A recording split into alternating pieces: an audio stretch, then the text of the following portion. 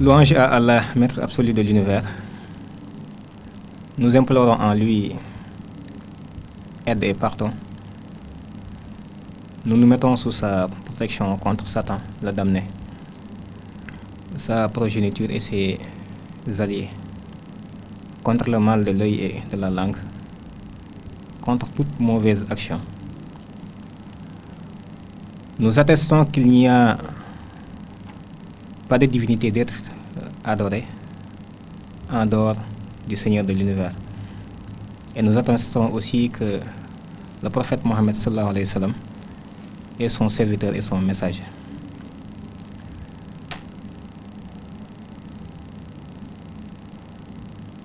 Nous implorons la miséricorde divine afin de terminer ce que nous allons tout à l'heure démarrer. Ceci va porter sur une action que nous voulons mener, consistant à lancer une pétition contre la laïcité qui est inscrite dans la Constitution du Sénégal, notre Sénégal. Cette pétition est destinée à l'ensemble du peuple sénégalais, mais aux musulmans, aux chefs religieux, aux imams, aux associations islamiques, etc. Et à tous ceux qui s'intéressent à l'islam et aux affaires de l'islam. Pourquoi nous voulons faire cette pétition? Parce que nous avons constaté que depuis toujours, l'homme s'est fait une certaine conception d'une divinité scindée en trois, la Trinité ou Triunité. Contrairement à nos ancêtres,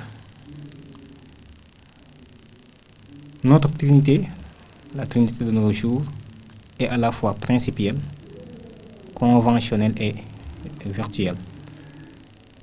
Cette divinité est le triptyque laïcité, liberté, démocratie. Qu'est-ce que c'est que la laïcité?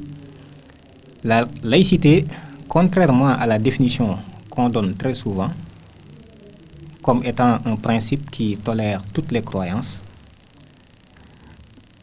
est une religion satanique créée à l'occasion de l'implantation de la Troisième République en France et qui a pour objectif ultime, selon Jules Ferry, d'organiser le monde sans Dieu. Et nous constaterons que actuellement en Europe, seule la France, la Turquie et quelques cantons en Suisse sont laïcs. Donc cette laïcité ne tolère pas en fait le divin, ne tolère pas ce qui émane du divin aussi.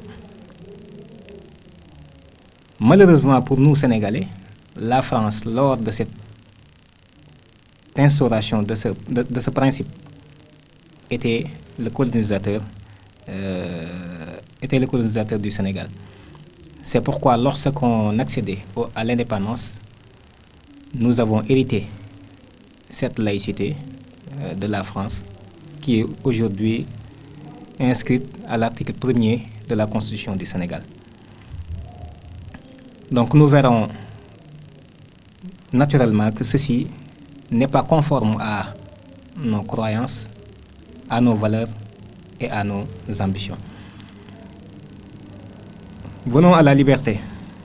La liberté est un concept lancé lors de la Magna Carta britannique, de la Déclaration américaine d'indépendance et de la Révolution française que j'évoquais tout à l'heure, et qui voudrait dans le principe éradiquer toutes sortes de contraintes.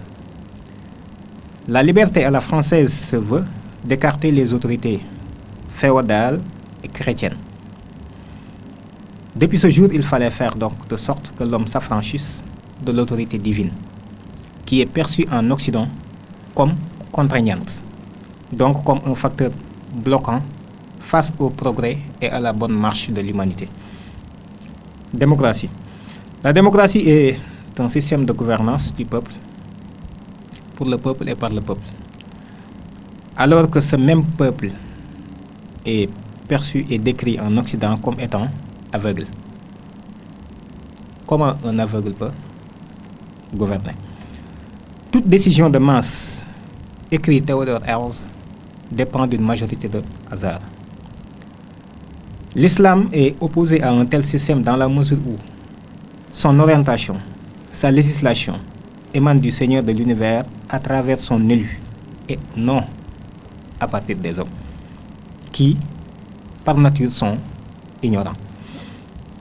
Toutefois, la concertation a priorité sur tout ce qui concerne la communauté ainsi que l'instauration de structures aptes à diriger, à contrôler, à légiférer, à juger, à planifier, afin de pouvoir traduire en actes concrets la volonté divine.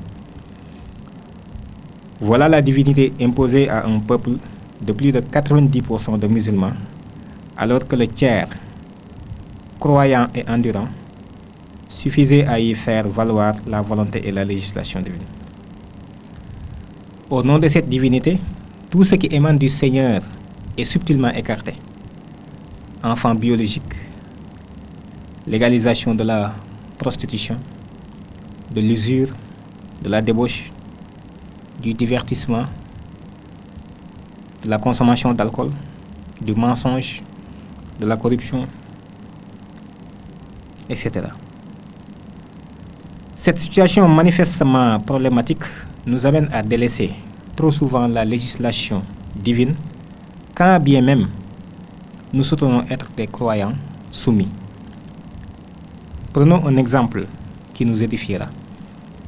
À la suite d'un contentieux en héritage, la législation divine sera écartée au profit du code civil maçonnique Napoléon. Le droit sera dit certes, mais la source sera satanique, car opposée à la volonté divine. Cette réalité pose un problème de conscience et interpelle tous les doués de raison.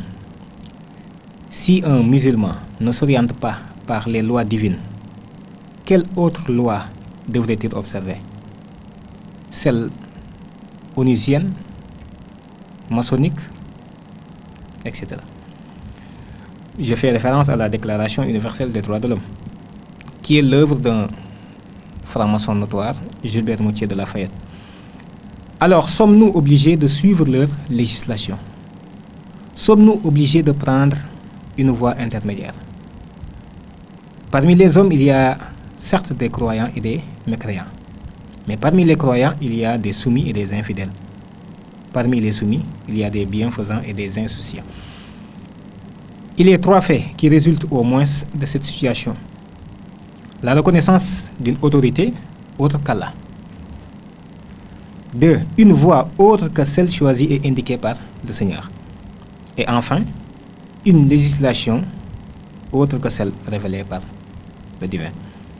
En tant que membre d'une unité indivisible et indissociable qui est l'islam, nous venons respectueusement auprès de votre bienveillance solliciter votre appui pour signer et faire signer cette pétition, destinée à faire retirer de notre constitution la laïcité et à y instaurer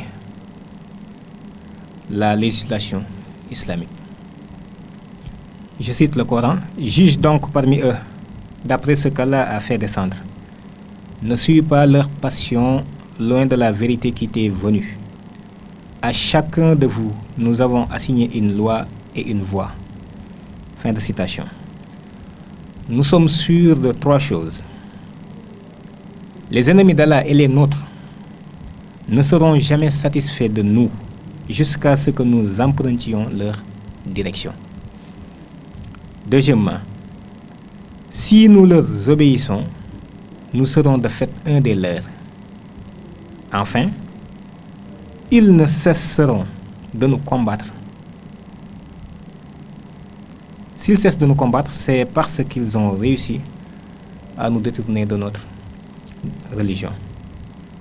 Dans l'espoir d'un écho favorable à notre requête, nous vous prions de croire à nos sentiments distingués. Soyez remerciés de votre engagement constant en faveur de l'islam, de notre islam. Que la miséricorde, la lumière et l'agrément divin soient sur vous, sur nous et sur tous les croyants à tout jamais. Les grands ne sont grands que parce que nous sommes à terre.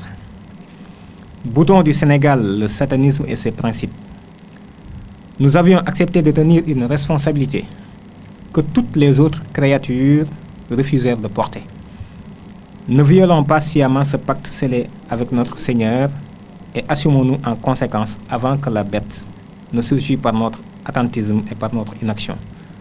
Face à la corruption toujours galopante sur terre, ce sera le dernier spectacle terrestre car les rebelles auront pris le dessus sur les soumis. Wassalamu alaikum wa rahmatullahi ta'ala wa barakatuhu.